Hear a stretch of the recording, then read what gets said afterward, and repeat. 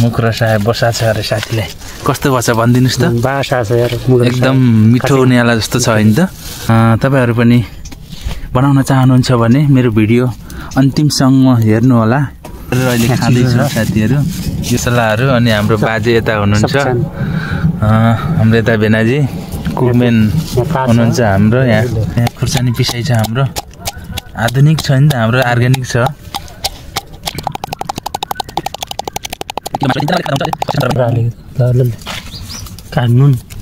नुन हाल्यो खुर्सानी हाल्यो अनि लसुन पेस्ट गार्लिक और जिंगर पेस्ट अनि चिकन मसला अनि अब यो चिकन मसला हो म फेरि भिडियोग्राफर भिडियो खिच्न टिक्कै छु अनि यहाँ बनाउँदै छौं तपाईहरुलाई अन्तिमसम्म देखाउँछौं हैन खाना चाहिँ हामी खान्छौं एकदम खाएर चित्त बुझाउँछ अहिले पक्नुस्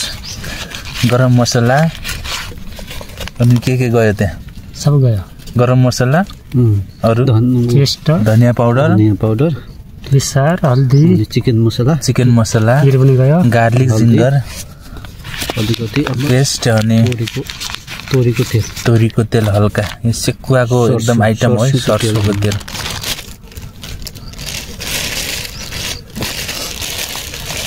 यसलाई एकदम मजाले मोल्ने छौं सबतिर यस्तो मासु चाहिँ 1 किलो है साथीहरु 1 किलो यो ठुला ठुला चौटा भएर थोरै देख्नु भयो होला तपाईहरुले मासु चाहिँ 1 किलो एकदम मुखमा अटाइ नसक्ने चौटाहरु छन् यसलाई 5 पीस बनाएर बल्ल निल्न सकिन्छ 10 मिनेट जति छोपेर राखेपछि साथीहरु एकदम तयार हुन्छ अब यता हाम्रो आगो तयार हुन्छ मसलाहरु मेरिनेट हुन्छ सेकुवा बनाउने तरिका चाहिँ यो है एकदम अर्ग्यानिक सेकुवा यो फेरि अब यो कस्तो बसायो त यार रसायो मुख रसाए बसा छ अरे साथीलाई कस्तो भछ भनिदिनुस् त बासा छ यार एकदम मिठो न्याला जस्तो छ हैन त बढिया हुने हो बढिया हुने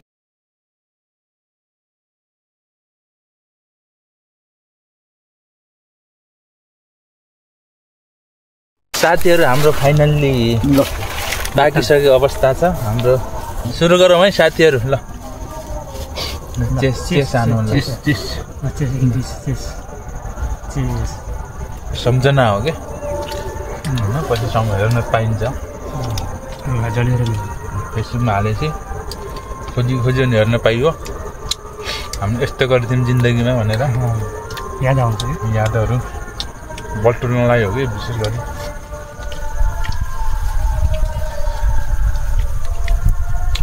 मस्त बन्यो अब सन्ध्याकालीन हुँदैछ